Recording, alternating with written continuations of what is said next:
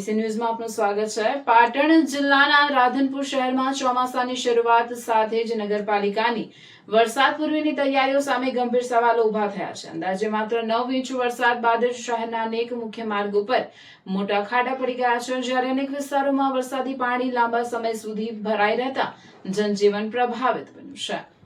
Highway 4 રસ્તા, bus depot road, મુખ્ય બજાર, ગંજ રોડ સહિતના મુખ્ય માર્ગો પર વરસાદી પાણીના કારણે રોડનું ધોવાણ થતા વાહન ચાલકોને ભારે મુશ્કેલીઓનો સામનો કરવો પડી રહ્યો છે। અનેક સ્થળોએ રસ્તા પર મસમોટા ગાબડા પડતા અકસ્માતનો ભય પણ સતત વધી રહ્યો છે। શહેરમાં પ્રવેશતા બહાર ગામના લોકો પણ માર્ગોની દયનીય સ્થિતિ જોઈ આશ્ચર્ય વ્યક્ત કરી રહ્યા છે। સ્થાનિકોમાં રાધનપુર હવે સાંસ્કૃતિક નગરી નહીં પરંતુ ખાડા નગરી બની રહ્યું છે એવી ચર્ચાઓ જોર પકડી રહી છે। હાઈવે 4 રસ્તા વિસ્તારમાં પાણી ભરાવાની સમસ્યા વધુ ગંભીર બનતા ટ્રાફિક જામની સ્થિતિ સર્જાઈ રહી છે। વાહનોની લાંબી કતારો, ઇંધણનો વ્યય અને લોકોને થતી હાલાકી રોજિંદી બાબત બની ગઈ છે। વેપારીઓનું પણ કહેવું છે કે પાણી ભરાવાને ખરાબ રસ્તાઓના કારણે ગ્રાહકોની અવરજવર પર અસર પડી રહી છે। સ્થાનિકોનો આક્ષેપ છે કે શહેરમાં વરસાદી પાણીના નિકાલ માટે અસરકારક સ્ટોર્મ વોટર ડ્રેનેજની સુવિધાનો અભાવ છે।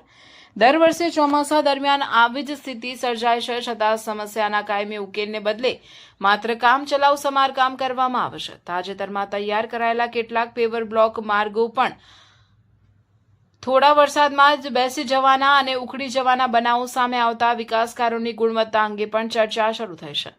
નાગરિકોનું માનવું છે કે ગુણવત્તાયુક્ત કામગીરી અને યોગ્ય દેખરેખ રાખવામાં આવી હોત તો આ સ્થિતિ સર્જાત નહીં।